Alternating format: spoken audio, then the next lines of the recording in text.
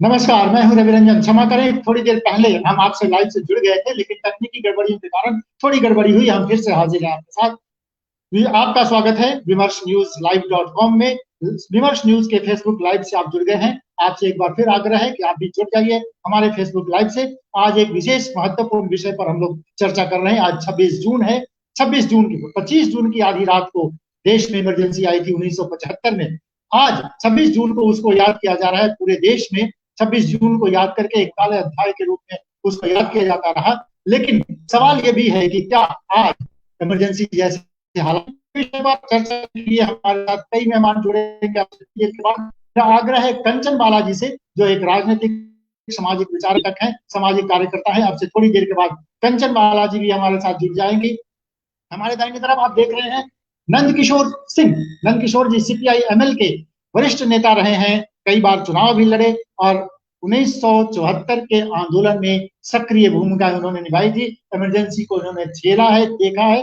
तो उनसे भी हम आज इस विषय पर बातचीत करेंगे। हमारी बाईं तरफ आप देख रहे हैं चक्रवर्ती अशोक प्रियदर्शी जी को। अशोक प्रियदर्शी एक राजनीतिक विचारक, सामाजिक चिंतक, सामाजिक कार्यकर्ता के रूप में आप इनको जानते हैं। 1974 के आंदोलन में कॉलेज के जमाने में जब ये आए थे, पहली बार उन्होंने पटना में एडमिशन लिया था। उसी समय जैसे ही इमरजेंसी लागू हुई, अशोक प्रियदर्शी को गिरफ्तार कर लिया गया। तो ये वो लोग हमारे इस चर्चा में शामिल हैं जिन्होंने इमरजेंसी को झेला है। आज क्या इमरजेंसी जैसे हालात हैं देश में? ये जो चर्चा आम है कि क्या देश में आज भी इमरजेंसी जैसे हालात हैं, इसी पर चर्चा करने के लिए तीन महत्वपूर्ण मेहमान हमारे साथ जुड़ गए हैं। आपसे एक बार फिर हम आग्रह करते हैं कि विमर्श न्यूज लाइव .com के इस फेसबुक लाइव से आप जुड़ जाइए। अब से थोड़ी देर के बाद हम चर्चा शुरू करने जा रहे हैं, लेकिन उसके पहले एक जरूरी बात आपसे हम करना चाहते हैं। कोरोना अभी गया नहीं है। देश में कोरोना का यह नया वेरिएंट जो है, जिसको डेल्टा कहा जा रहा है, वो एक खतरनाक रूप में सामने आने लगा है। जैसा कि कहा जा रहा है, महाराष्ट्र में कई मरीज उसके मिले, तमिलनाडु में भी मिले और देश के कई राज्यों में नए वेरिएंट का, ये कह सकते हैं उसका आगाज जो हुआ है, उसने तबाही मचानी शुरू कर दी है। इसलिए डरना जरूरी है और इसीलिए हमारे चेहरे पर आप मास्क देख रहे हैं। आपसे आग्रह है मास्क जरूर पहने, जो जरूरी दूरी बनाकर रखना है उसका पालन करें। सरकार ने जो गाइडलाइन जारी किया है कोरोना को लेकर, उसका पालन करें। खाली टीका लेने से कुछ नहीं होगा।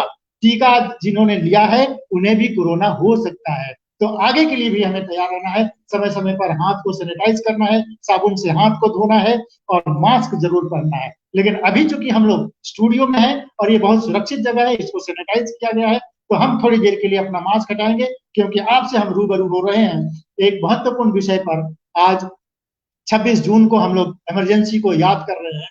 तो और इस पर हम लोग चर्चा करेंगे कि क्या इमरजेंसी जब लगाई इंदिरा गांधी ने देश में, जब इमरजेंसी की घोषणा की, क्या उस समय ऐसे हालात थे कि क्या उस समय इमरजेंसी लगाना जरूरी था?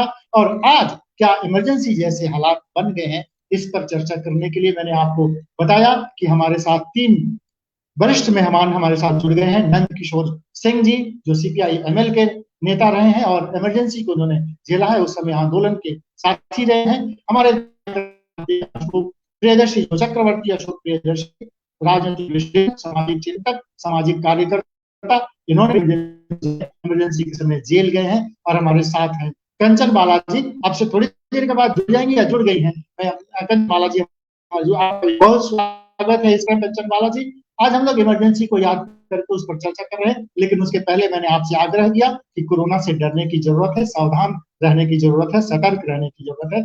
अब से थोड़ी देर के बाद हम तो अपना मास्क अभी हटा रहे थे, आपसे बातचीत कर रहे हैं, लेकिन आपसे आग्रह है मास्क जरूर पहने। अभी हम चूंकि स्टूडियो में है तो हमारी ये यहाँ पर सैनिटाइज हमने अच्छे से किया है और इसको ठीक ढंग से किया है, इसलिए हम लोग बातचीत कर रहे हैं। लेकिन आपसे एक बार फिर आग्रह कि कोरोना को हल्के में नहीं लेना है, कोरोना के साथ ही जीना सीखना है। तो जो तैयारियां हैं, जो सतर्कता है, उसको करना चाहिए। उसको टीका जरूर लगवाएं। टीका लोगों के लिए आ गया है, तो टीकाकरण केंद्र जो है वहां पर जाए और टीका जरूर लीजिए।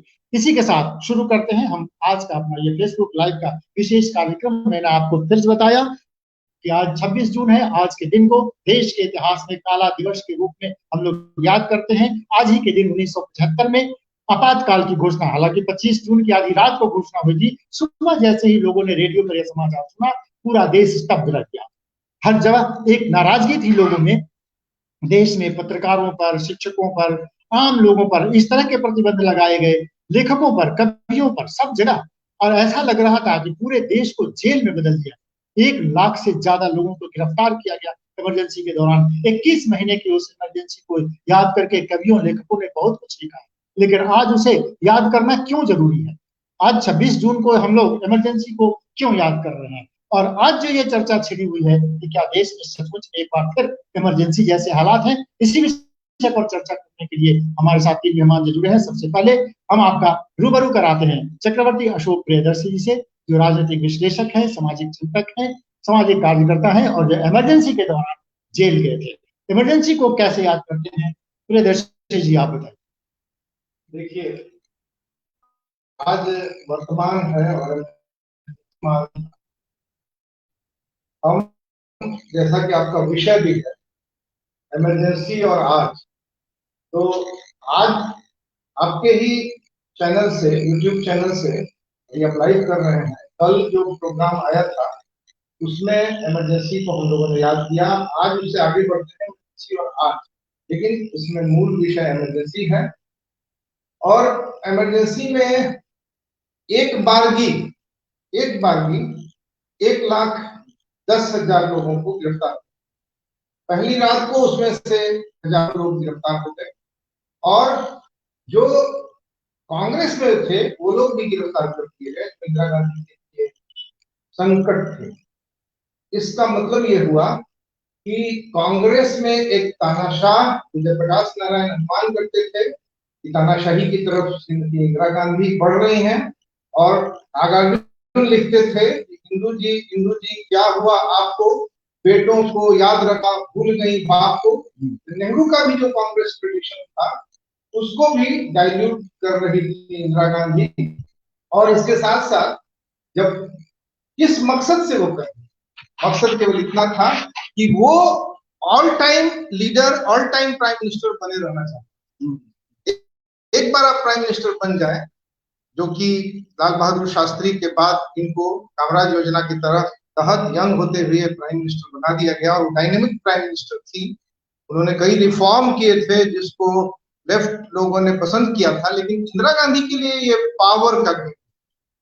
तो कुछ दिन पहले लोकनायक जयप्रकाश नारायण को उन्होंने भेजा था बांग्लादेश नहीं, विश्व भर में बांग्लादेश लड़ाई की। जयप्रकाश नारायण सर्वोदय आंदोलन में थे, वहां रह करके भी भारत और दुनिया के 5 विषयों पर एक रिसर्च में एक ब्रिटिश राइटर लिखते हैं, उनका ध्यान था, इसलिए उनका सर्वोदय में रहते हुए भी भावी प्राइम मिनिस्टर के रूप में बात होता था और वो पक्का थे कि प्राइम मिनिस्टर नहीं होना है।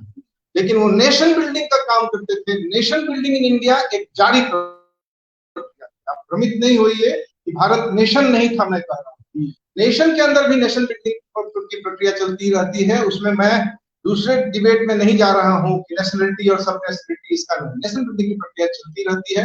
कश्मीर का मसला था, नागालैंड का मसला था, उसी बीच में पाकिस्तान ने भाषा के मसले को रिजॉल्व नहीं किया, नहीं कर सके, तो बांग्लादेश में बगावत हुआ और बांग्लादेश के वार को जब भी समर्थन करते थे वो अहिंसावादी हुए, लेकिन वो युद्ध के लिए हथियार अंतरराष्ट्रीय स्तर पर जुटाने, सामरिक सपोर्ट जुटाने के लिए दुनिया में घूमे। तो जिस जयप्रकाश नारायण के साथ इंदिरा जी ने ये रिश्ता बनाया था कि वो अपने स्टेट का भी प्रतिनिधि उनको मानती थी, उसी जयप्रकाश नारायण को अब वो अपने लिए एक नासूर के रूप में समझ रहे थे।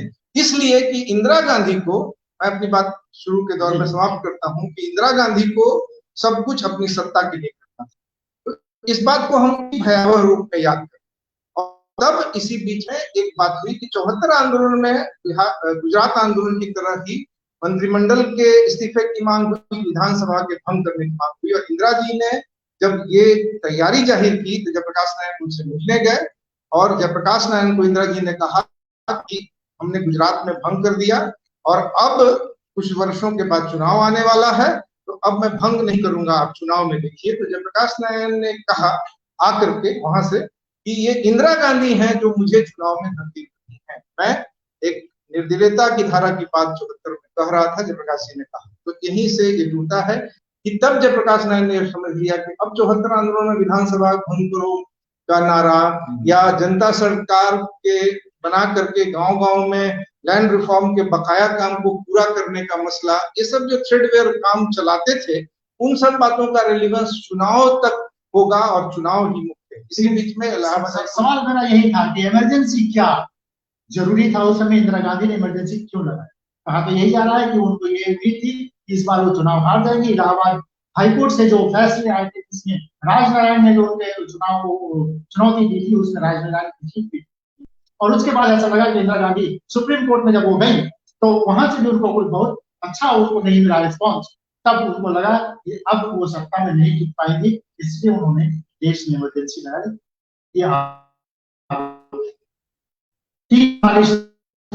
इस देश में इमरजेंसी लगा 1962 में 26 अक्टूबर 1962 लगा उस समय, इसलिए कि अरुणाचल प्रदेश, उस समय चीन ने अरुणाचल प्रदेश को कब्जा करने की कोशिश की, उस पर हमला किया और उसके बाद इमरजेंसी लगा।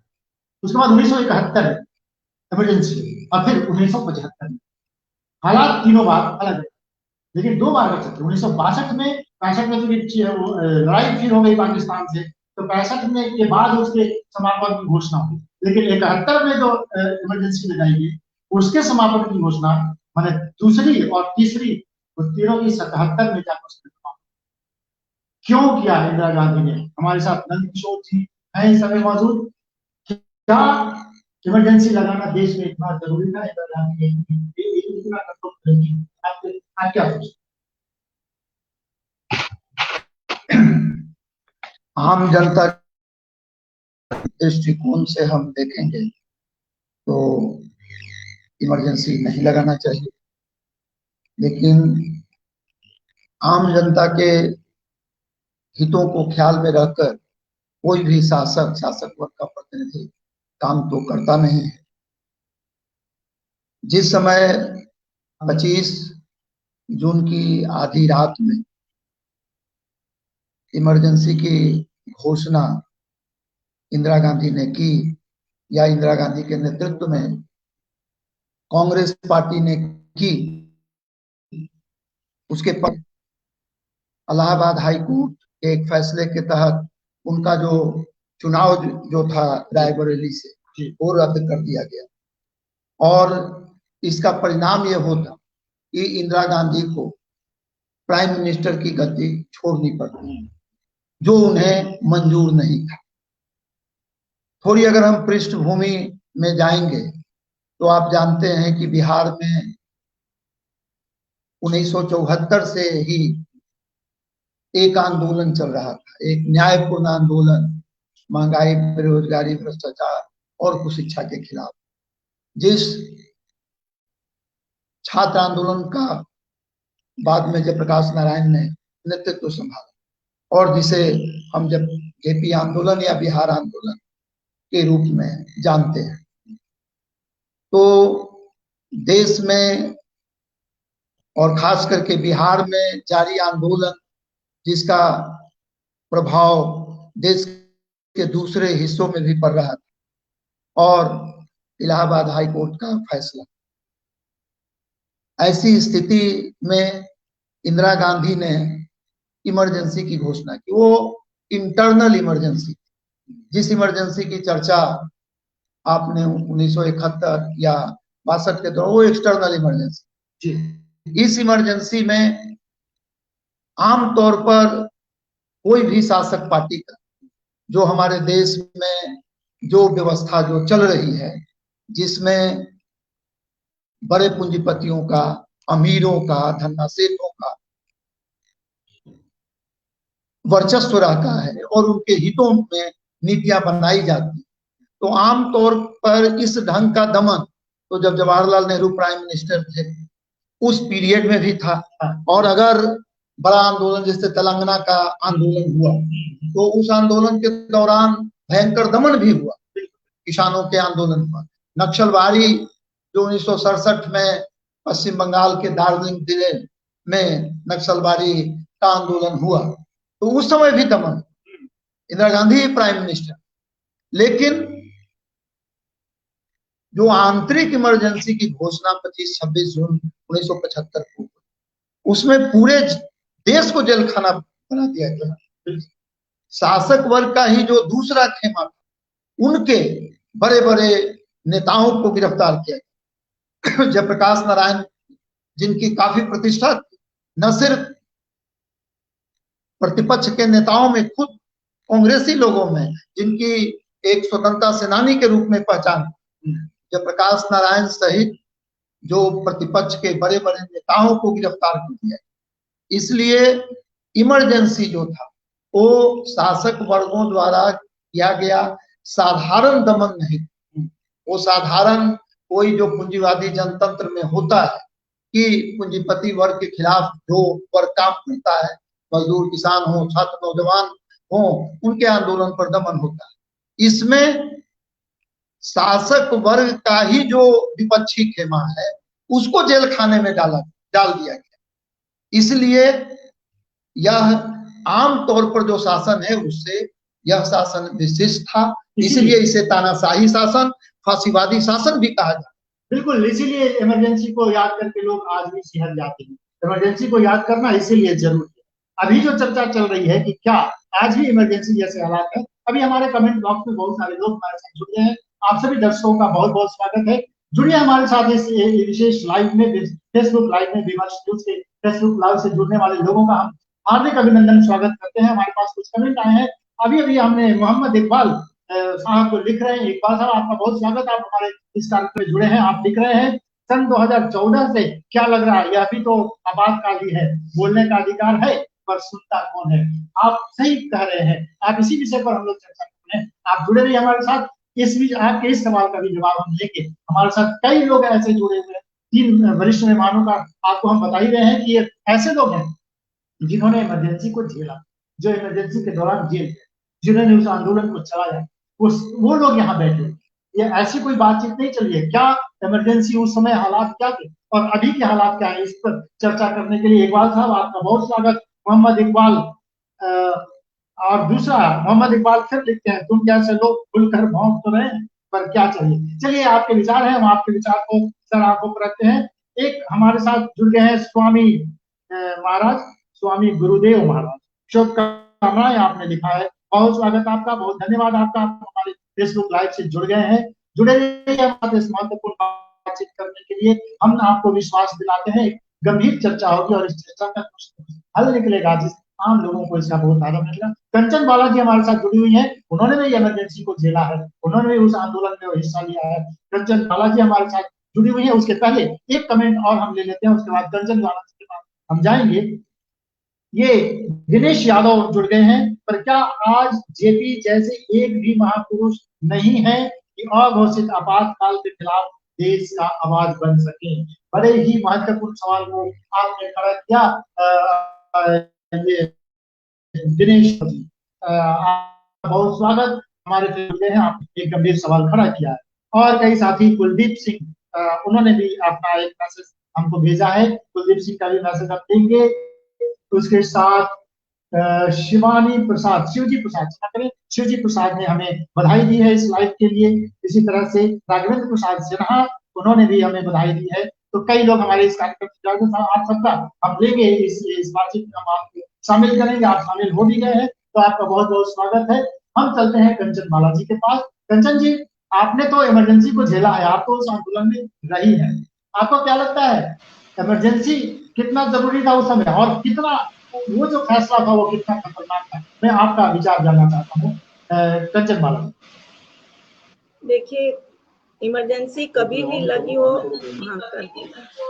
वो हमेशा ही लोकतांत्रिक देश में वो गलत ही माना जाएगा। और 75 में जो इमरजेंसी लगा वो इस देश में व्यवस्था दिन के रूप में हम लोग याद कर रहे हैं और आगे भी हमारे जनरेशन याद करेंगे।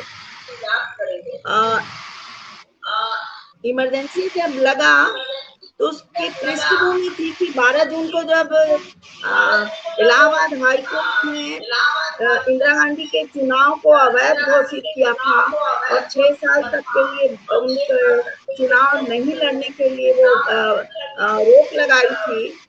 तो फिर इंदिरा गांधी अपनी सत्ता को बचाने के लिए उनका जो इनर ग्रुप था पार्टी के अंदर का, वो इनर ग्रुप जो है ये तय करता है कि इस देश में आपातकाल की घोषणा हो ताकि इंदिरा गांधी की सत्ता बची रहे और इंदिरा गांधी प्रधानमंत्री के रूप में बनी रहे।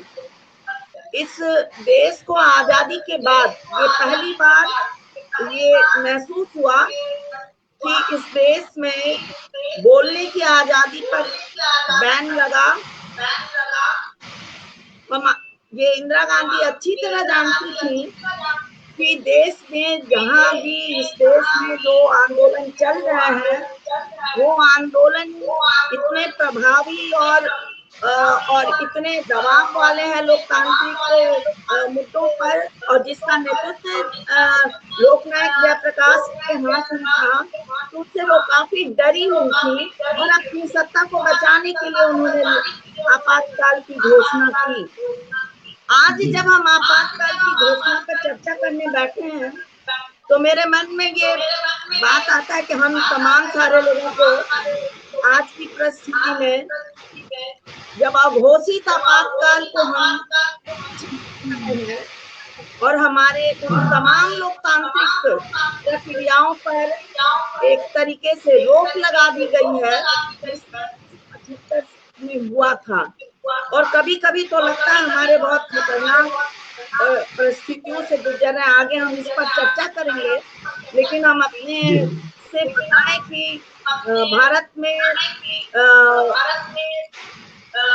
इंदिरा गांधी के द्वारा लगाया गया, अंग्रेज सरकार के द्वारा लगाया गया आपातकाल, वो बिल्कुल ही जो है वो नहीं लगाना चाहिए था और गलत है। और हम आपको बताएं कि इसी 21 मार्च को राहुल गांधी ने पहली बार तानाशाही के खिलाफ इमरजेंसी जो लगा उसके खिलाफ वो बताए हैं कि ये गलत हुआ, इस देश में इमरजेंसी नहीं लगाना चाहिए था। ये बात करते हम फिर आगे चर्चा जी। कंचन बाला जी हमसे कह रही थी कि इमरजेंसी किस तरह से उस समय जो लगाया गया और उसका क्या। देखिए, आपको एक बार फिर हम आपको ये अपने दर्शकों से ये आग्रह करेंगे कि viewers.live.com के फेसबुक लाइव से जुड़ जाइए। आपने अपने कमेंट बॉक्स में अपना कमेंट जरूर कीजिए। हमारा कार्यक्रम आपको कैसा लग रहा है उसको जरूर कीजिए। अभी एक और कमेंट हमारे एक दर्शक ये हमारे हैं कैलाश चंद्र शर्मा, उन्होंने लिखा है कि भारतीय लोकतंत्र को कुचलने की कांग्रेस की घिनौनी साजिश वो जो इमरजेंसी थी वो। अभी कंचन बालाजी ने कहा कि राहुल गांधी ने पिछले मार्च महीने में उन्होंने एक इंटरव्यू में ये कहा था कि उनकी दादी ने ये जो फैसला लिया था वो गलत था, हालांकि उनकी मंशा ऐसी थी। इमरजेंसी का विरोध पूरे देश में होता रहा है। कह सकते हैं एक तरह से बिहार और उत्तर प्रदेश जैसे राज्यों में आउट हो जाना पड़ा, निकल जाना पड़ा, खत्म हो जाना पड़ा।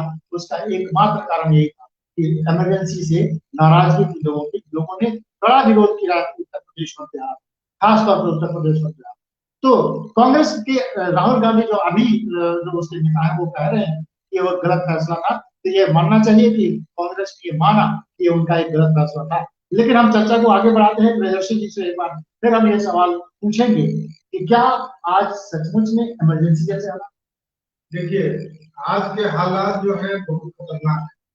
इसलिए मैं ये नहीं कहूंगा कि माजी को केवल माजी बना करके देखें, अतीत को अतीत में ही देखें, क्योंकि अतीत जो है उसकी तरफ देखने का मतलब होता है कि वर्तमान के लिए सबक।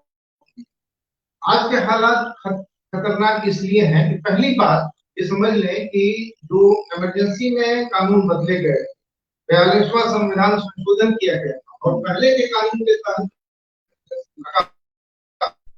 इन सब को बदल करके 2.5 वर्ष की मोरारजी देसाई के शासन में ऐसे प्रावधान कर दिए थे कि इमरजेंसी अब दोबारा भारत में नहीं लगाई। लेकिन इस समय एक ऐसी पार्टी शासन में चली आई, कांग्रेस की विफलताओं की वजह से कांग्रेस के भ्रष्टाचार और रणनीति की वजह से ली आई। उसके खिलाफ जो देश भर में मूवमेंट था, वह मूवमेंट कांग्रेस को डिसाइसिव चैलेंज नहीं दे सका। उसका लाभ लेकर के नरेंद्र मोदी, जो कि खुद गुजरात में एक करप्ट गवर्नमेंट, एक ऑटोक्रेटिक गवर्नमेंट चलाते थे और इसके साथ साथ सामुदायिकता के नए खतरे लेकर के चले आए थे, वह कांग्रेस की गलतियों के परिणाम स्वरूप उसका लाभ लेकर के खबर में आए थे। तो उस के बाद ये जो विचारधारा है आरएसएस, जो अभी 4 वर्षों के बाद 100 वर्ष पूरा करेगी। आरएसएस का जन्म जो है 1925 में हुआ था, 100 वर्ष पूरा करेगी। इस विचारधारा को अपना अरमान पूरा हो गया उनका, क्योंकि जो प्रतिक्रियावादी विचारधारा है, हिंदुत्ववादी विचारधारा है, फासिज्म से जो सबक लेता है, आदिवाद से जो सबक लेता है, उस विचारधारा को स्टेट का समर्थन चाहिए। तो सारी युक्ति स्टेट के लिए बना रहे, ठीक है। वो प्रगतिशील मूवमेंट में भी घुस जाते थे आरएसएस के। जब उसको मान्यता नहीं थी गांधीवाद के बाद, तो वो अपने को अपना फेस बनाने के लिए उन्होंने ये युक्ति बनाई। 100 साल तक चलने वाली धारा है, ये आप इससे समझ सकते हैं। कम्युनिस्ट पार्टियां जो हैं उन्होंने 100 साल का अध्याय बनाया है, बाकी कितनी वैचारिक धाराएं हैं वो 100 साल नहीं पूरा कर सकती हैं। क्रिश्चियनिटी तो शताब्दियों में चलता है, विषय दूसरा है। तो आरएसएस पावर में चली आई। आरएसएस भारतीय जनता पार्टी के माध्यम से पावर में चली आई। वो सीधा ऐसा मामला नहीं है, लेकिन दिखाई पड़ता है कि निर्णायक स्थिति में आरएसएस अपने को रखती है। उनके अंदर के भी कॉन्फ्लिक्ट हैं, उन सब को प्रगतिशील ढंग से इस्तेमाल किया जा सकता है, लेकिन आज की स्थिति खराब है। लेकिन ऐसा नहीं है कि आज की स्थिति जो खराब है, आज की स्थिति के बारे में है, जैसा कि एक सज्जन तो बहुत कड़ा बोल रहे थे कि आप लोगों को जो मौका मिल गया है तो भौंकिए और इमरजेंसी के बारे में बोलिए। और वर्तमान उनको उनका नाइल्मी था, नाइल्मपना था, उनको मालूम नहीं है कि हम लोगों को हर फ्रेम में हर बार नरेंद्र मोदी मुर्दाबाद बोलना, अपने को प्रमाणित करना, इसकी आवश्यकता नहीं पड़ती। हम वर्तमान से लड़ते होते हैं, अतीत से सीखते होते हैं, और अतीत महत्वपूर्ण क्षण है उसको याद करते हैं। इमरजेंसी में भी इंस्टीट्यूशनल स्तर पर विधायिका को उसके बाद से न्यायपालिका ध्वस्त किया गया था, ब्यूरोक्रेसी पर पूरा कंट्रोल किया गया था, ऑटोक्रेटिक शासन था, और ब्यूरोक्रेसी के माध्यम से जनता पर कंट्रोल किया गया, और उसके साथ साथ पुलिस के माध्यम से। सीधे सेना नहीं उतरी थी, ऐसे सामान्य दिनों में भी सेना कश्मीर में उतरी रहती। हालांकि बदतर है, अभी भी है। ये सरकार जो कर रही है उसके खिलाफ लोगों के बीच एक बहुत बड़ी नाराजगी है। कुछ कमेंट हम ले सकते हैं, फिर आगे बातचीत को और आगे बढ़ाएंगे। आपसे फिर एक बार आग्रह है कि हमारे विमर्श न्यूज के फेसबुक लाइव से जुड़ जाइए। आज 26 जून को इमरजेंसी और इमरजेंसी के बाद के हालात पर हम लोग चर्चा कर रहे हैं, और ये चर्चा का विषय यह भी है कि क्या आज भी इमरजेंसी जैसे हालात हैं। कुछ तकनीकी अपने स्टाफ से हम आग्रह करेंगे। हमारे कई दर्शक ये कमेंट कर रहे हैं कि आवाज क्लियर नहीं है। ये प्लेखा नो उन्होंने लिखा है कि आवाज क्लियर नहीं है। उसके बाद ये शेखर अर्चना पांडे लिख रही हैं आवाज गूंज रही है, स्पष्ट नहीं है। राजश्री शकुन लिख रही हैं, बहुत बहुत धन्यवाद आत्मा कि आप हमारे इस कार्यक्रम से जुड़ रहे हैं और अपने कमेंट बॉक्स में अपना कमेंट लिख रहे हैं। हम अपने जो तकनीकी स्टाफ है उनसे कह रहे हैं कि आवाज को ठीक करिए। राजश्री शकुन को हम आपका आभार कि आप हमारे इस कार्यक्रम से जुड़ गई हैं, हमारा कार्यक्रम देख रही हैं। विनीता शरण लिख रही हैं कि voice is not at all clear. बहुत बहुत धन्यवाद, आप हमारा कार्यक्रम देख रही हैं और इससे जुड़ी हुई है, इसलिए आपका बहुत स्वागत है विमर्श के फेसबुक से। आज हम लोग उसके बाद के हालात और आज के हालात पर हम लोग चर्चा कर रहे हैं। नंद किशोर जी हमारे साथ हैं। नंद किशोर जी, एक बात चर्चा में है, देखिए आजकल जो स्थिति है कि लोगों को अपनी बात कहने के कितने सारे प्लेटफॉर्म है, सोशल मीडिया है, फेसबुक है, ट्विटर है, व्हाट्सएप है, और भी न जाने क्या। और कई तो अब हम ये इस तरह के न्यूज पोर्टल, यूट्यूब चैनल बहुत सारे हैं। लाखों लोग उनके समर्थक हैं, लाखों लोग उनके दर्शक हैं, देखते हैं। उन सब पर आप देखिए, प्रधानमंत्री जो चुना हुआ प्रधानमंत्री है उसके खिलाफ कैसी बातें कही जाती है। आप वहां पर कहा जाता है ये प्रधानमंत्री ये है, ये प्रधानमंत्री वो है, ये प्रधानमंत्री वो, लेकिन उसमें से किसकी गिरफ्तारी हुई?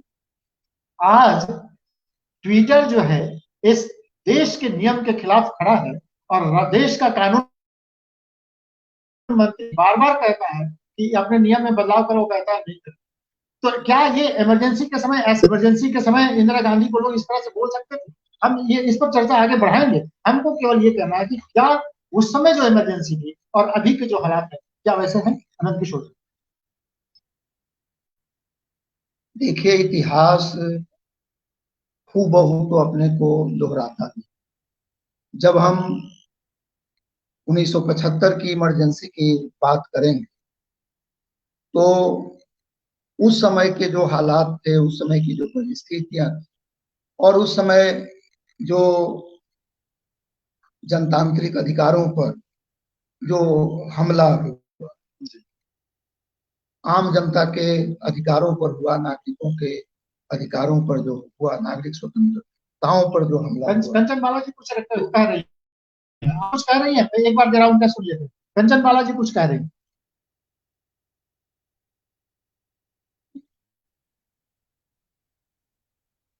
हाँ, जी तो उस संदर्भ में हमें विचार करना पड़ेगा। जी हम फिर आते हाँ। आपके पास आते हैं कंचन जी, हम थोड़ी देर के बाद आपसे आते हैं नंदकिशोर जी की।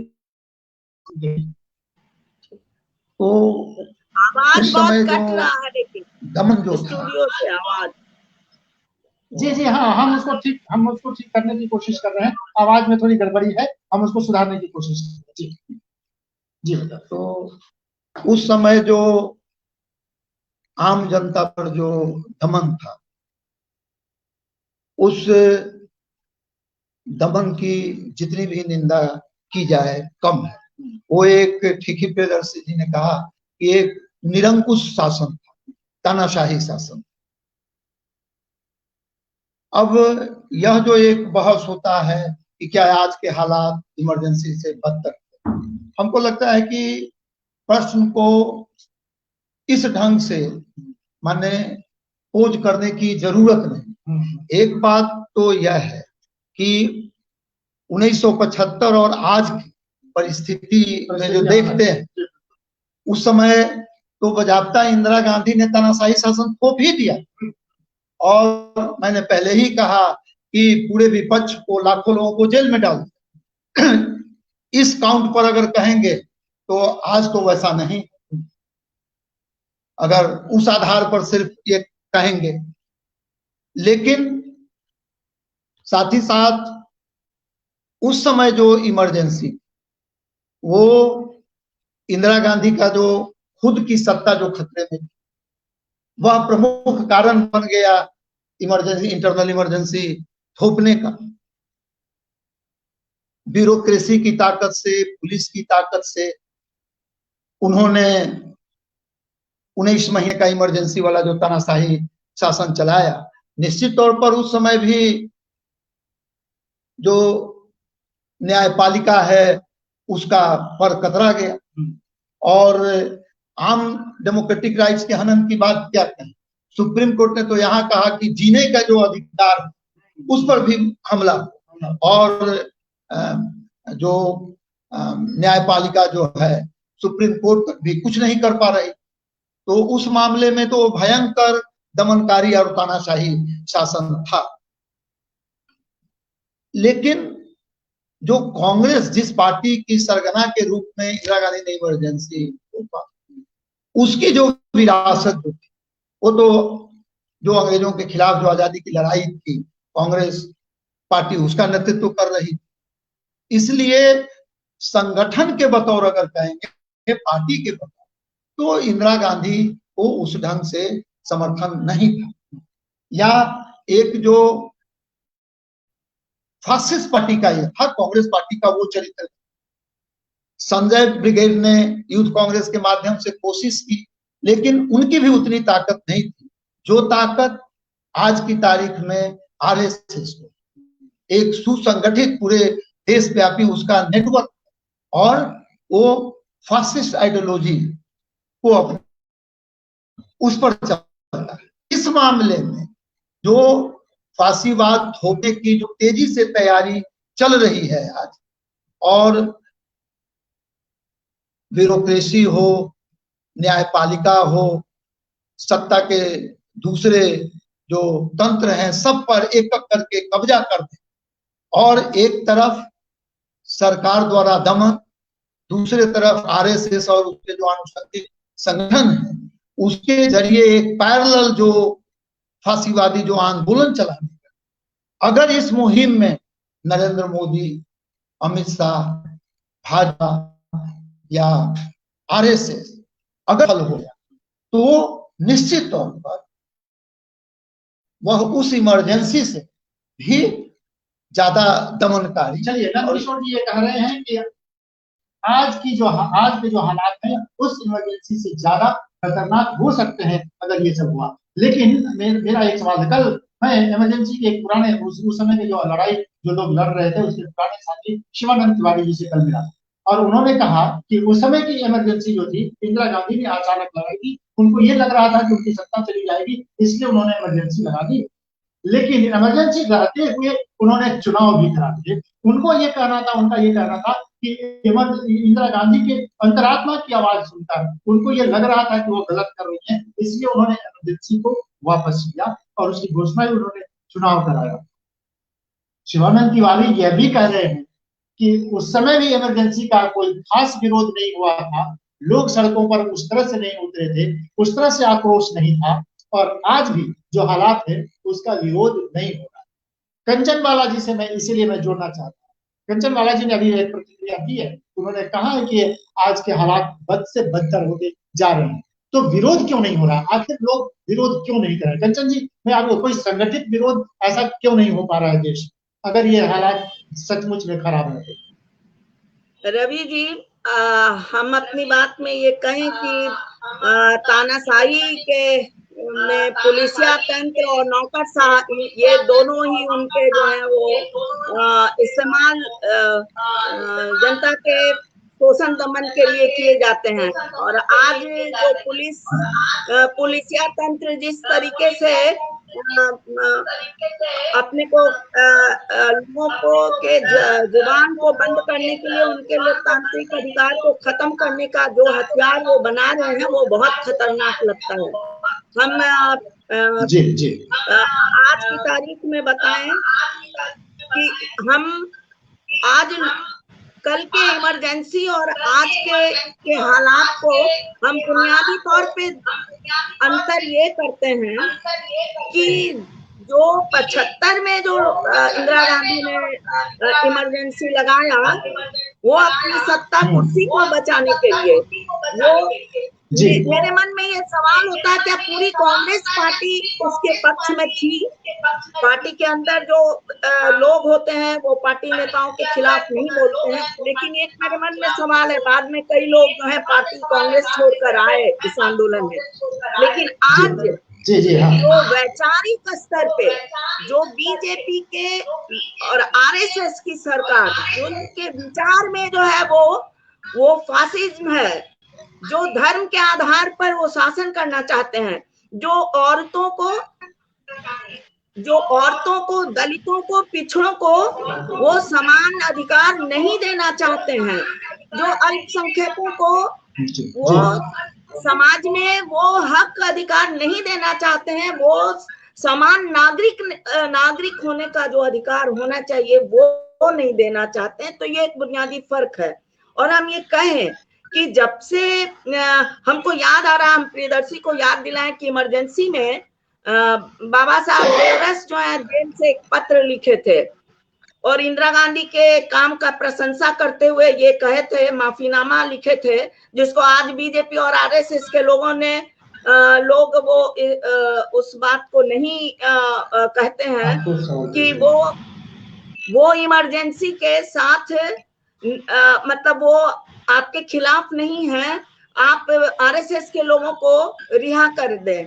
दूसरी बात हम आपको बताएं कि 2003 में जो जेपी आंदोलन में महिलाएं थीं, उन महिलाओं को हम सम्मानित करने का काम किए थे। तो उस कार्यक्रम के दौरान हमको कई जो बीजेपी और संघ परिवार से जुड़ी महिलाएं हैं उनसे मेरी बातचीत हुई। उसमें था कि जो जेल जाने वाली जो महिलाएं हैं उनको सम्मानित करने की बात। तो हमको कई जेल जाने वाले में आरएसएस में जो हम जानते हैं उसमें 2 लड़कियां हमको मिली थी जो कि जेल गई थी, जबकि उसका पूरा परिवार जो है वो संघ परिवार से जुड़ा हुआ था। हमको लोगों ने बताया कि संघ ने आरएसएस ने ये मनाही की है कि कोई भी औरत जेल नहीं जाएगी।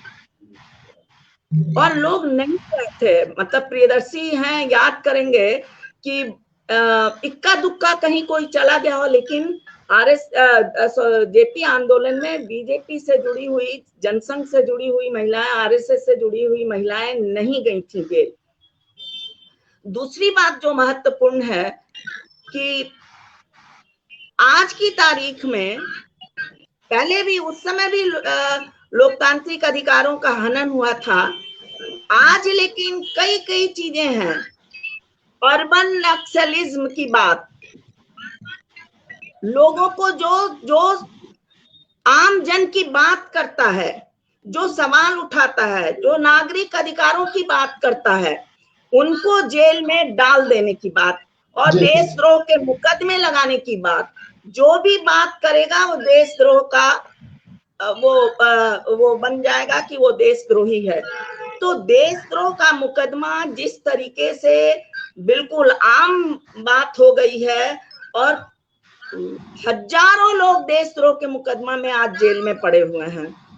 फिर हम बताएं आपको कि आप नागरिकता कानून, सीए, ये जो कई जो बने, कितने डेमोक्रेटिक है, कश्मीर में 370 लागू करना, कई सारी चीजें हैं जिस पर आज हम सब लोगों को विचार करने और सोचने की जरूरत है। हम कल भी सड़क पर थे, आज भी सड़क पर हैं। आपको बताएं हम, मैं यही कह रहा था कंचन जी, सैकड़ों बार इंटरनेट को बंद कर दिया गया। लोग जो है, जो सामाजिक लोग, कई तरह के कानून बनाए जा रहे हैं कि वो सोशल मीडिया में, कल तक उनका इस्तेमाल करना ठीक था, आज जब जन आंदोलन के लोग सोशल मीडिया के सवाल को उठा रहे हैं, तो उनके सोशल मीडिया पर व्हाट्सएप पे कई नए नए नियम बनाने की बात कर रहे हैं। ये तथाकथित जो अपने को मान रहे हैं कि हम तानाशाही के, आज 26 जून तानाशाही के खिलाफ इस देश के प्रधानमंत्री ने भी बोला कि तानाशाही के खिलाफ बोले। जो सबसे बड़ा तानाशाह और फासिस्ट आदमी है वो इस बात को कह रहा है। तो आज हम सब लोगों को एक जो गंभीर चुनौती है, उस गंभीर चुनौती पर बहस करने की जरूरत है। और जिस तरीके से हम बोले कि किसान आंदोलन को, इस देश में किसान आंदोलन को जब का वो मौलिक ये था कि जब तक जो है वो जमीन से जुड़ा हुआ किसानों का सवाल, मजदूरों का सवाल, दलितों का सवाल इस देश के मुख्य धारा से और मुख्य उसमें नहीं जुड़ेगा, तब तक जो है समाज का जो है वो परिवर्तन नहीं होगा। राजनीति परिवर्तन तो एक माध्यम है, एक कष्ट हम उससे करें। हम यही अपनी बात समाप्त करते हैं अभी, फिर आगे हम अपनी बात रखेंगे। जी जरूर। अभी कंचन जी जो कह रही थी वह बहुत मौजूद सवाल है, उन्होंने ये सवाल खड़ा किया, लेकिन मेरा सवाल अभी भी वही है कि आखिर इतना सब कुछ होने के बाद भी सोशल मीडिया पर ही केवल बहस जारी है, सोशल मीडिया पर ही केवल विरोध जारी है।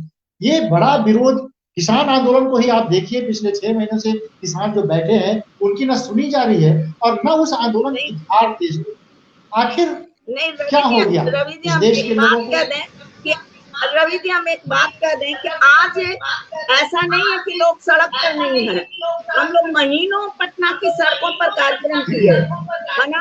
आज भी देश भर में किसान, लेकिन ये जो मोदी मीडिया है, ये चीजों को नहीं ला रहा है। और संयोगवश कोरोना की स्थिति इन सारी चीजों को वो ढक ले रही है। और नरेंद्र मोदी की जो मीडिया है वो तो नहीं देने वाली है इन सारी चीजों को। इसलिए हम ये नहीं मानने वाले हैं कि इमरजेंसी में लोग नहीं निकलते थे, अंडरग्राउंड काम करते थे। आज अंडरग्राउंड काम नहीं करते हैं, सड़कों पे लड़ रहे हैं। ये ठीक है कि इस लड़ाई को और तेज करने की जरूरत है, तेज करने की जरूरत है। बहुत मौजूद सवाल कंचन बालाजी ने अभी खड़ा किया। उन्होंने ये कहा कि ये विरोध चलता रहेगा और जारी है, ऐसा नहीं है कि लोग सड़कों पर नहीं उतर रहे हैं। मेरा सवाल प्रियदर्शी जी से यही है कि ये एक धारदार विरोध आज की जो स्थिति है, जो कहा जा रहा है, आपको लग रहा है कि विरोध हो रहा है देश में? उसका देखिए ये एकदम अंतिम बात एकदम सही था, सही थी कि एक बहुत इसमें दुनिया भर में अध्ययन हुए हैं। महामारी के समय के कानून उस समय बहुत ऑटोक्रेटिक चलता है। महामारी जो है शासकों के अनुकूल, ठीक है। महामारी से लड़ना है तो सरकार, हेल्थ सिस्टम, इसकी जरूरत है और हम उसके जो इंस्टीट्यूशंस है उसको डेवलप करने की बात करेंगे। लेकिन ह्यूमन राइट्स के जो मूवमेंट है, इसके साथ साथ अपने अधिकारों के मूवमेंट है, महंगाई के खिलाफ मूवमेंट है, बढ़ रही बेरोजगारी जो कि प्रायोजित है, वो केवल महामारी की वजह से नहीं है। अभी जो निसर्ग साफ हुआ, प्रकृति, उसमें छटनी बिहार में 88% जो लोग हैं गांव में रहते हैं और गांव में कृषि एक महत्वपूर्ण रोजगार का स्रोत है। ठीक है कि वो पर्याप्त नहीं है, तो उसमें छटनी नहीं हुई। छटनी किसमें हुई? मैन्युफैक्चरिंग सेक्टर में छटनी किसमें हुई? ये जो कंस्ट्रक्शन उद्योग है, बिल्डिंग कंस्ट्रक्शन का, और तीसरा सर्विस सेक्टर। लेकिन बिहार में ये सेक्टर जो है वह, उसकी वजह से लोग वापस गांव में चले आए। लेकिन बिहार में रोजगार के लिए, जो एग्रीकल्चरल डेवलपमेंट के लिए और उनके लिए जो काम करना था, वो सरकार नहीं कर रही है और इस बीच बहुत ज्यादा और मूवमेंट नहीं है। लेकिन एक बात और बता दूं, एक उदाहरण से, बहुत छोटे से, कि जब ईरान पर अमेरिका ने बम्बार्डिंग कर दिया था, तो उस समय भारतवर्ष में कहा गया कि कोलकाता की तरह बिहार में उस तरह का मूवमेंट नहीं हुआ। ठीक है, तो मैंने उस समय बहुत स्पष्ट से कहा था कि हर जिला हेडक्वार्टर और ब्लॉक हेडक्वार्टर पर प्रायः इसके विरोध में कार्यक्रम हो रहे हैं। बावजूद इसके उन सबको एक जगह जमा करके उसको रिफ्लेक्ट करने वाली शक्तियां, जैसा कि कोलकाता में सीपीएम थी, वैसा नहीं है। तो कई बार मूवमेंट का जो एक केंद्र बनता है, उसका अभाव, और वह सोशल साइंस में हम स्टूडियो में बैठ करके बहुत ज्यादा इसको नहीं समझ सकते हैं।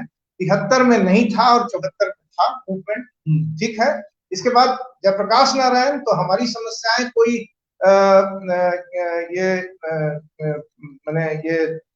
ईश्वर जनित नहीं है कि हमको एक अवतार की आवश्यकता है। जयप्रकाश नारायण नहीं है, लेकिन लीडर्स हैं।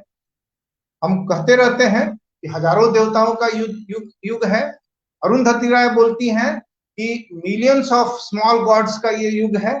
ठीक है, तो इस तरह से मूवमेंट्स हैं। ठीक है, मूवमेंट में एक और बात है कि जो लड़ने वाले लोग हैं उनके ऊपर एनजीओ का जो इन्फ्लुएंस हुआ है, तो मूवमेंट थोड़ा उनसे डाइल्यूट हुआ। ठीक है, लेकिन मूवमेंट्स हैं। तो ये मूवमेंट कब जा करके, ये तो सही बात है कि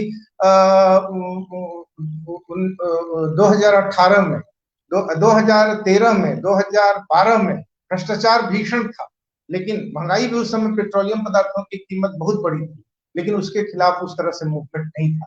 तो मूवमेंट नहीं था और मूवमेंट है, ये एक अलग डायनेमिक्स है। लोग जो हैं, आंदोलनकारी शक्तियां, वो कार्यरत हैं, उनका वह इम्पैक्ट नहीं है। इम्पैक्ट कंचन बाला बोल रही थी, मुझे याद है कि ये जो मुजफ्फरपुर बालिका गृह कांड हुआ था, उस कांड पर इन लोगों ने गांधी मैदान में जब परमिशन नहीं मिला, तब भी लगातार गांधी मैदान कैंपस में धरना दिया। और मुझे याद है कि हम लोगों को, पटना के सिटीजन्स में जो लगातार काम करते रहे, हम लोगों को देर रात को वहां जाना पड़ता था, क्योंकि धरने पर महिलाएं थी। ठीक है, और कैंपस बंद कर दिया जाता था, तो अंदर वो प्रोटेक्टेड है नहीं है। तो उस समय इनका कंसिस्टेंट मूवमेंट था, लेकिन अखबार में इसकी खबर नहीं आती थी। अखबार बालिका गृह कांड पर लिख रहा था और सरकार की खबरें भी आ रही थी, लेकिन वो खुद लिख रहा था, लेकिन वो समझता था कि हम ही चैंपियन हैं। आंदोलनकारी शक्तियां जो एकदम करके कार्टून करती हैं फील्ड पर जाकर के, वो बातें नहीं आ रही थी। तो ये भी है कि मीडिया खुद जो मैनेज हो गया है, खुद नहीं हो गया है, बल्कि उसके पीछे बिना सेंसरशिप लगाए हुए मीडिया को मैनेज करने वाली शक्तियां हैं, पैसा है, स्टेट का पावर है, इन सब चीजों को मिला करके। तो इसकी वजह से भी जो मूवमेंट को एक महत्वपूर्ण उसका एक इंस्टीट्यूशन है, वह है आवाज, और वो मीडिया होता है, अखबार होता है। तो वह कमजोर पड़ गया है, उसको कमजोर किया गया है। बावजूद इसके, जैसा रंजन जी आप कह रहे थे, कि जिनको बोलना है वो व्हाट्सएप पर, फेसबुक पर, सोशल मीडिया पर बोलते हैं। ठीक है, और जिन देशों में मीडिया नहीं है, वहां वैसा बोल करके ही वसंत क्रांति हुई कई देशों में, मतलब इन्हीं माध्यमों से, क्योंकि अखबार वहां बहुत कंट्रोल में।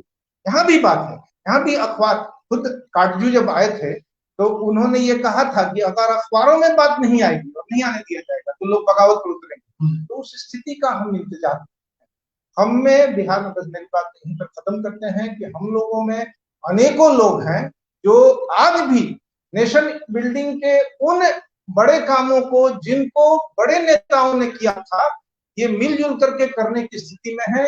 इनकी तरफ जनता देखने लगे वो एक क्षण होता है, एक समय होता है कि जनता पॉजिटिव माइंड सेट में चला जाए या अच्छी बातों के लिए एक स्पेस बन जाए। तो जिस दिन बन जाएगा मास मूवमेंट खड़ा हो जाएगा। और जब चलिए कंचन बाला जी को और चक्रवर्ती अशोक प्रियदर्शी जी को, साथ में नंदकिशोर जी को यह भरोसा दिलाते हुए विपक्ष न्यूज गोदी मीडिया का काम नहीं करेगा। हम आपको भरोसा दिलाते हैं, जन सरोकार से जुड़ी खबरें हम आपको हमेशा देते रहेंगे बिना किसी डर और बिना किसी भय के। जुड़े रहिए हमारे इस कार्यक्रम के साथ। फेसबुक लाइव से तो आप जुड़े हुए हैं, लेकिन विमर्श न्यूज को भी आप देखते रहिए। अभी कुछ ही दिन हुए हैं हमें शुरू हुए, लेकिन हम आपको भरोसा दिलाते हैं कि हम आपको दिखाएंगे कि मीडिया का जो काम है, जो जिम्मेदारी है, वो ठीक ढंग से हो रहा है कि नहीं हो रहा है। मैं नंदकिशोर यादव जी से, क्षमा करें, नंदकिशोर सिंह जी से ये सवाल मेरा अभी होगा। एक नरेंद्र मोदी का एक बहुत ही ये जाना पहचाना उनका प्रिय विषय है आपातकाल। जब भी अपने विरोधियों को चुप कराना रहता है तो नरेंद्र मोदी इस अस्त्र का उपयोग करते हैं, और खासतौर पे उनकी पार्टी के प्रवक्ता तो हर रोज हर दिन अगर वो किसी टीवी चैनल पर बहस में बैठे हैं तो अपने विरोधियों को चुप कराने के लिए उनके पास एक बड़ा हथियार यही रहता है कि आप लोगों ने तो लोकतंत्र की हत्या की थी, 1975 में आपने इमरजेंसी लगा दी थी, और ये कहकर उनको चुप कराने की कोशिश करते हैं। नंदकिशोर जी, आपको क्या लगता है, इमरजेंसी के सवाल को हथियार के नरेंद्र मोदी यूज कर रहे हैं, उनकी पार्टी यूज कर रही है?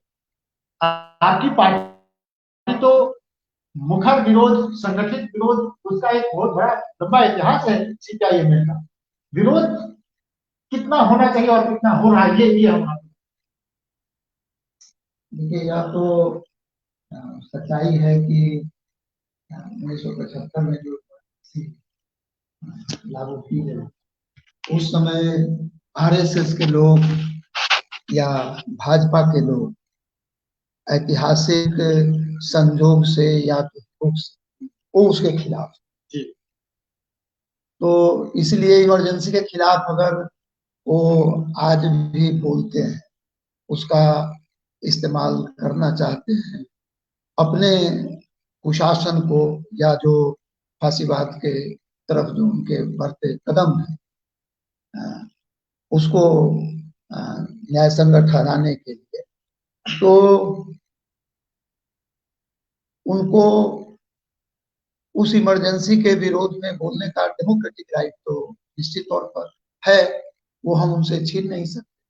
लेकिन हम पिछले 7 वर्षों के शासन में जो देख रहे हैं कि घोषित इमरजेंसी तो नहीं है, कोई आंतरिक आपातकाल नहीं, लेकिन जो पूरी स्थिति 1914 और आज तक अगर ले, मैं संक्षेप में अपनी बात रखूंगा कि जो नीति मनमोहन सिंह जब वित्त मंत्री थे, नरसिंह राव प्राइम मिनिस्टर थे, कांग्रेस के शासन जो उदारीकरण की, निजीकरण की, भूमंडलीकरण की जो नीतियां ला, उन नीतियों को कई दबाव के कारण जब मनमोहन सिंह प्राइम मिनिस्टर थे तो उस रफ्तार से वो लागू नहीं कर सके। हालांकि उनके शासनकाल में बहुत तेज रफ्तार से 1914 से उन नीतियों को लागू किया। वो नीतियां जो विदेशी सरमाएदार हैं, जो साम्राज्यवादी मुल्क हैं, मल्टीनेशनल हैं, हमारे देश के बड़े पूंजीपति हैं, उनके हित में यह है कि उनकी नीतियों के कारण जो महंगाई पैदा होती है, जो बेरोजगारी पैदा होती है, जो बदहाली पैदा होती है, और उसके खिलाफ लोग आंदोलन के रास्ते पर उतरेंगे, सड़कों पर उतरेंगे, संघर्ष करेंगे, तो उसको कैसे कुचल दिया जाए। तो वो दर्जनों काले कानूनों को, पहले से जो कानून थे उसको और दमनकारी बनाने का पिछले वर्षों में नरेंद्र मोदी के शासनकाल में यह काम हुआ है, और बड़े पूंजीपतियों के हित में बहुत तेज रफ्तार से वो नीतियों को लागू कर रहे हैं जो कांग्रेस के जमाने में शुरू किया गया था। अब ऐसी स्थिति में वह जो फांसीवाद थोपने का और पूरे जनता उनके अधिकारों को कुचल डालने का जो वो सरंजाम कर रहे हैं, मत समझिए कि वो उनकी लग्जरी है, विलासिता है, वो उनकी जरूरत, शासक वर्ग की वो जरूरत है और हमारी जरूरत है कि हम आम जनता को संगठित करें, मजदूरों को, किसानों को, छात्रों, नौजवानों को, साधारण लोगों को, 80, 85, 90% जनता को, और ऐसे शासन को उखाड़े। और जो बात साथियों ने रखी, कंचन बाला ने भी रखी, प्रियदर्शी जी ने भी रखा कि विरोध तो हो रहा है। अभी हाल के में ये जो किसान आंदोलन आप देख रहे हैं पिछले 7 महीने से चल रहा है, बहुत सशक्त आंदोलन, और सरकार के सामने बड़ी चुनौती उसने खड़ी कर दी। सरकार की बेचैनी बढ़ गई।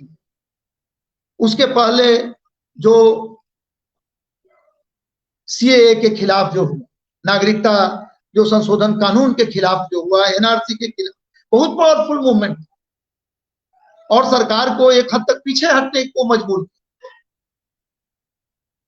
समाज के दूसरे तरफ मजदूरों के खिलाफ उन्होंने जो 44 श्रम कानून था 4 श्रम संहिता में बदल दिया। मैं मानता हूं कि मजदूर वर्ग जिसको बड़ी भूमिका लेनी थी, तो उस हिसाब से आंदोलन हुए हैं, लेकिन जो सशक्त आंदोलन मजदूरों का होना चाहिए वो नहीं हो पाया। लेकिन अभी जो बहुत सारे जो माने जो दिल्ली में जो दंगा हुआ, उसमें बहुत सारे निर्दोष लोगों जो दंगा के खिलाफ काम कर रहे थे उनको जेलों में डाल दिया।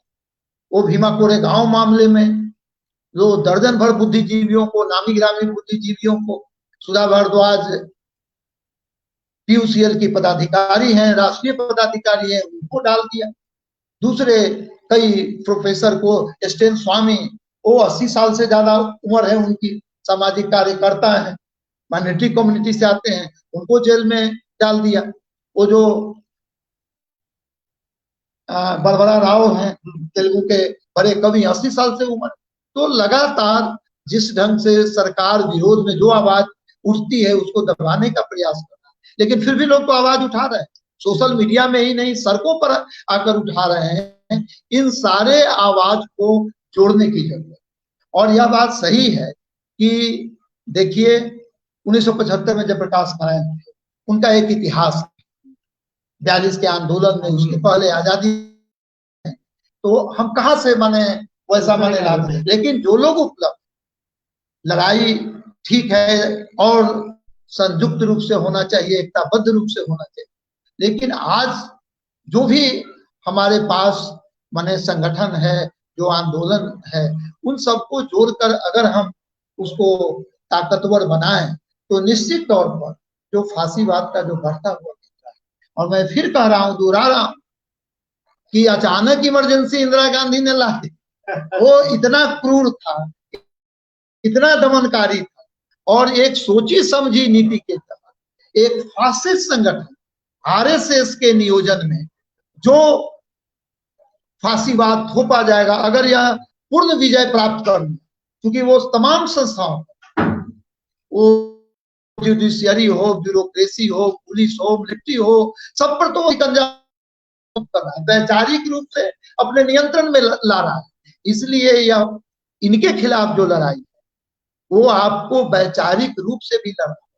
जो सांप्रदायिकता की राजनीति है, जो सांप्रदायिकता की विचारधारा है, जो अंध राष्ट्रवाद की जो विचारधारा है, जो फांसीवाद की जो विचारधारा है, इसके खिलाफ एक प्रगतिशील पोजीशन, एक क्रांतिकारी पोजीशन से, एक कंसिस्टेंट जनतांत्रिक पोजीशन से, डेमोक्रेटिक पोजीशन से आपको लोगों को गोलबंद करना है। और अगर यह काम हम कर पाए, हमारे सामने चुनौती है, अगर हम काम कर पाए तो ये जो फांसीवाद का जो बढ़ता हुआ खतरा है उसको भी रोक पाएंगे, और ऐसी फांसीवादी शक्तियों को जो सत्ता के उच्च शिखर पर बैठे वहां से भी उखाड़ फेंकेंगे, और इतिहास में जो उनकी जगह है, इतिहास का पूरे डांग या बंगाल की खाड़ी, वहां पहुंचाने में भी हम मदद कर सकते। चलिए, बातचीत का मसला यही है, और हम कैसे देखते हैं कि उस सारी अंधेरी रात को फिर याद नहीं करेगा देश। दोबारा इस देश में इमरजेंसी की जरूरत कभी नहीं पड़ेगी। लोगों की ताकत, लोगों की एकजुटता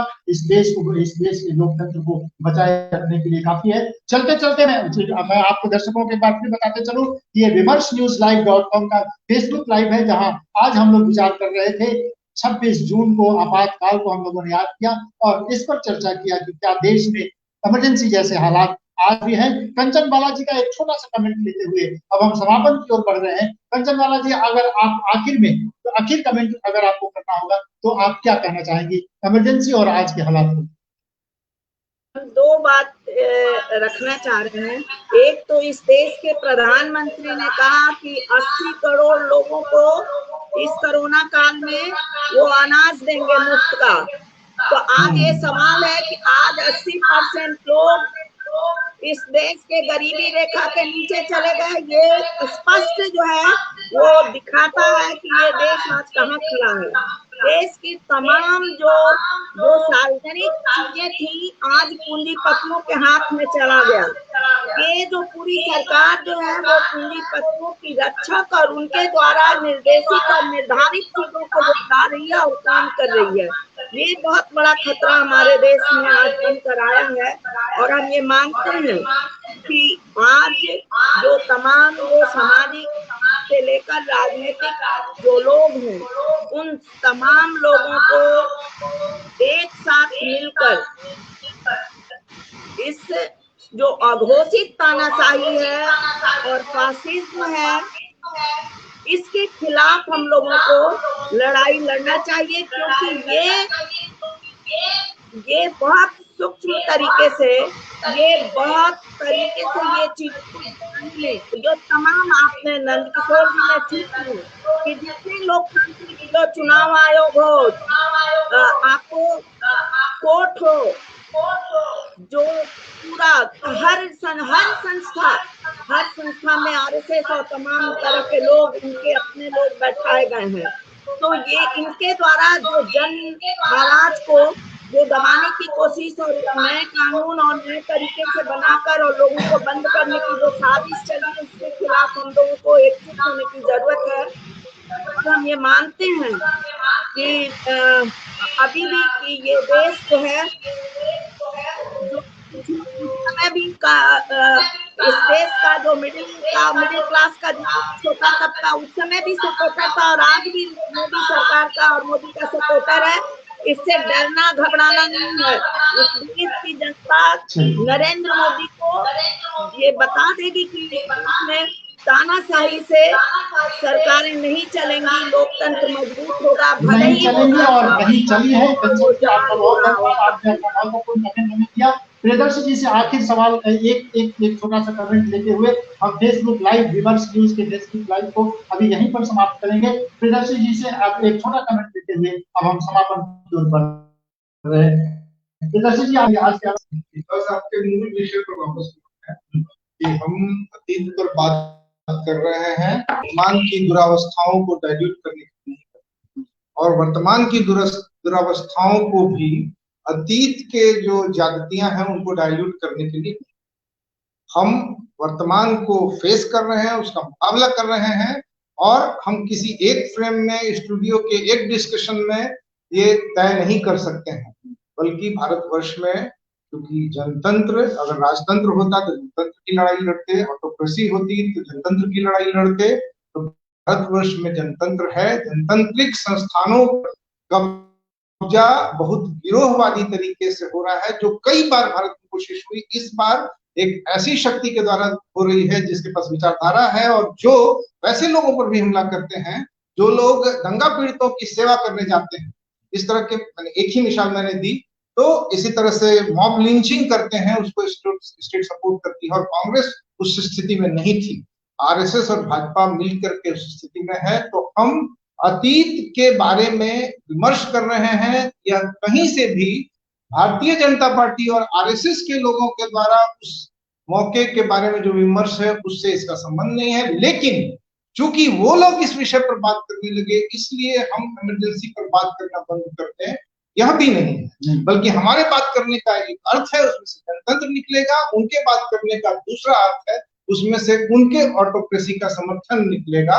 तो इसलिए हम लोगों को इस विषय पर गंभीरता से बात करते रहनी चाहिए और हम अंतिम समय में सारे संकल्पों को इस मंच पर दोहराएंगे नहीं। वो तो मैंने एक पब्लिक लाइफ है जिसमें हम कुंदन किशोर नहीं, विमर्श न्यूज की ये कोशिश जारी रहेगी कि हर रोज फेसबुक लाइव से हम आपसे जुड़े, किसी महत्वपूर्ण विषय पर आपसे चर्चा करें। ये चर्चा जारी रहनी चाहिए। लोकतंत्र का एक मूल आधार यही है कि बातचीत से मसले हल होते हैं, बातचीत से बड़ी बड़ी क्रांतियां भी होती हैं। तो ये आवाज नहीं बंद होनी चाहिए, ये जारी रहनी चाहिए। विमर्श न्यूज live.com को आप अगर आप तक आपने सब्सक्राइब नहीं किया है तो एक बार हमारे चैनल को सब्सक्राइब जरूर कीजिए। हम आपको भरोसा दिलाते हैं कि गोदी मीडिया जिसे कहा जाता है, हम उसको नहीं जा रहे हैं। हम जन सरोकार से जुड़ी खबरों के साथ आपका हमेशा वास्ता रखेंगे, आपको दिखाते रहेंगे और आपको ऐसे सवालों से जोड़ते रहेंगे। हर रोज फेसबुक लाइव से हमारे साथ जुड़िए, देखते रहिए विमर्श न्यूज live.com। फेसबुक, ट्विटर और व्हाट्सएप पर भी हम हैं, आप हमें वहां भी हमें लाइक करें, पसंद करें। हमारा ये कार्यक्रम कैसा लगा आप अपने कमेंट बॉक्स में